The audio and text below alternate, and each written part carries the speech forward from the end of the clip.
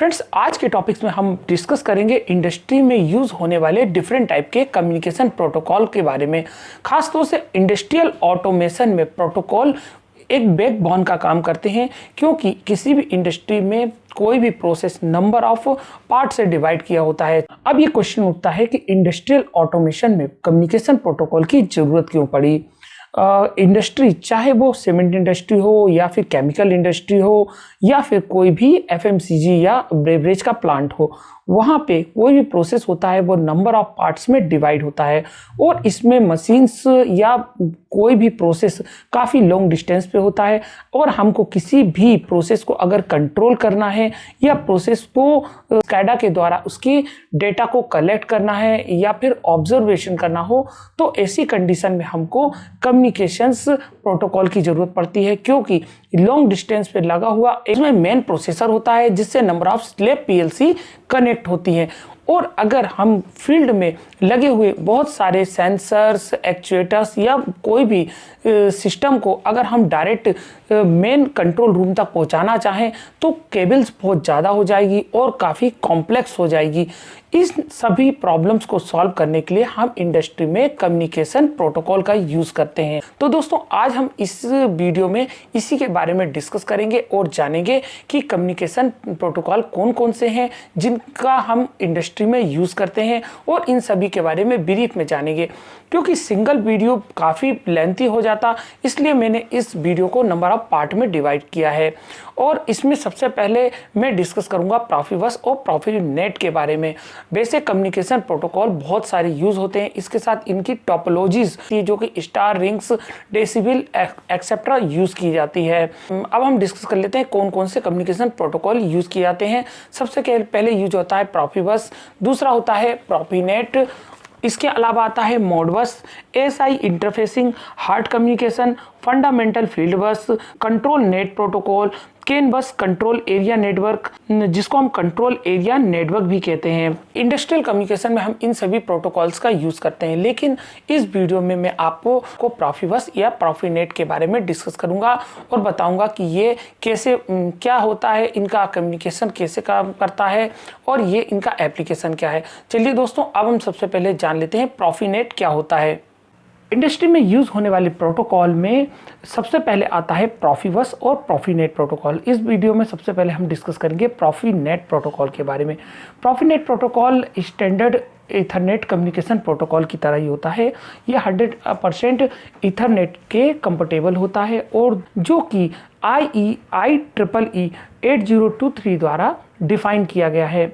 और mainly Profibus और प्रोफीनेट ये दोनों एक ही ऑर्गेनाइजेशन, प्रोफिबस ऑर्गेनाइजेशन द्वारा डेवलप किए गए हैं। प्रोफीनेट की अगर हम स्पेसिफिकेशन की बात करें तो प्रोफीनेट में एक साथ 256 डिवाइस को हम कनेक्ट कर सकते हैं। और इसके अलावा अगर हम प्रोफीनेट की स्पीड की बात करें तो इसकी स्पीड 100 Mbps से लेके 1 गीगाबाइट पर सेकंड के बीच होती है। प्रोफीनेट की एड्रेसिंग भी ईथरनेट की तरह ही की जाती है। इसमें डिवाइस एड्रेस, मैक एड्रेस और IP एड्रेस यूज़ किया जाता है। खासतौर से इसमें डिवाइस एड्रेस डालना काफ़ी ज़रूरी होता है। और इसके अलावा प्रोफिबस के जो आप स्ट्रक्चर को है आप देख रहे हैं, ये स्ट्रक्चर होता है, इसमें डिवाइस होता है और इसके साथ ये इसमें एक कंट्रोलर लगा होता है और इसके साथ इसमें हम स्विचर के द्वारा बहुत सी डिवाइस को हम कनेक्ट कर सकते हैं। इसके अलावा प्रोफीनेट की प्रिसिशन काफ़ी हाई होती है। ये 1 माइक्रो सेकेंड के लेस देन होती है, जो कि इसके परफॉर्मेंस को काफ़ी हाई बनाती है और ये काफ़ी फ्लेक्सिबल होता है। इसमें बहुत से टोपोलॉजी जैसे स्टार, डेसिबल या रिंग टोपोलॉजी का हम यूज़ कर सकते हैं। इस प्रोफीनेट को आप ग्रीन केबल के द्वारा भी पहचान सकते हैं। ये प्रोफीनेट है। प्रोफीनेट के बाद हम बात करेंगे प्रोफिबस के बारे में, जिसको हम प्रोसेस फील्ड कम्युनिकेशंस केबल कहते हैं। और प्रोफिबस स्टैंडर्ड कम्युनिकेशन प्रोटोकॉल को फॉलो करती है। इसके अलावा इसमें इंटरनल एम्पीडेंस 150 ओम के आसपास होता है और ये RS485 कम्युनिकेशन लेयर को फॉलो करती है। और प्रोफिबस में एक्चुएटर, सेंसर या कंट्रोलर वैसे ही कम्युनिकेट करते हैं जैसे कि प्रोफीनेट में करते हैं, लेकिन इसकी स्पीड काफ़ी कम होती है। इसके अलावा प्रोफिबस पर्पल कलर की 2 पेयर की सील्डेड केबल होती है, जिसमें 2 पेयर होते हैं जो रेड और ग्रीन कलर का होता है। और प्रोफिबस मेनली 2 वेरिएंट में होती है। इसमें पहला वेरिएंट होता है प्रोफिबस डीपी और दूसरा होता है प्रोफिबस पीए। प्रोफिबस डीपी का फुल फॉर्म है डिसेंट्रलाइज्ड पेरिफेरल। प्रोफिबस डीपी जो होता है उसकी स्पीड 9.6 Mbps से 12 Mbps के बीच होती है और ये मेनली एक्चुएटर, सेंसर्स, एक्चुएटर के बीच में कम्युनिकेट करती है और इसके बीच में इसकी स्पीड को हम उसके एप्लीकेशन या कॉन्फ़िगरेशन के अकॉर्डिंग भी वेरी कर सकते हैं। प्रोफिबस डीपी में कम्युनिकेशन के लिए मैक्सिमम 32 डिवाइस को हम ऐड कर सकते हैं।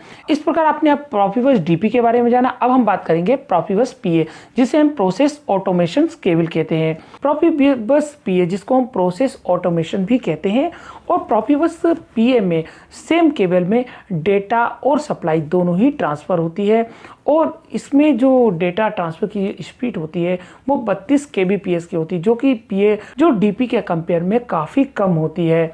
और प्रोफिबस पीए में सप्लाई को काफ़ी कम किया रखा जाता है ताकि इसको हजार्ड लोकेशन में यूज़ किया जा सके। प्रोफिबस पीए से डायरेक्ट किसी डिवाइस को कम्युनिकेट नहीं कराते, इसके लिए हम Profibus PA to DP converter use करते हैं, जिससे ये कन्वर्ट होकर डेटा को कम्युनिकेट कर सकते हैं। इस प्रकार प्रोफिबस पीए के बारे में आपने इस वीडियो में जाना। और प्रोफिबस केबल को इंस्टॉलेशन करने से पहले हमको इस चीज़ का ध्यान रखना चाहिए कि प्रोफिबस की केबल्स और पावर केबल के बीच में आइसोलेट हो, क्योंकि अगर इनके बीच में आइसोलेशन नहीं होगा तो इसमें बहुत से इंटरफेयर आएंगे। इस कारण हम इन दोनों केबलों को अलग अलग केबल ट्रे का यूज़ करते हैं। इस प्रकार आपने इस वीडियो में जाना कि प्रोफिबस डीपी और प्रोफिबस पीए क्या होता है। आई होप मेरा वीडियो आपको पसंद आया होगा और मेरे वीडियोस जुड़े रहने के चैनल को सब्सक्राइब और वीडियो को लाइक कीजिएगा। तब तक के लिए धन्यवाद। Thanks for watching. जय हिंद।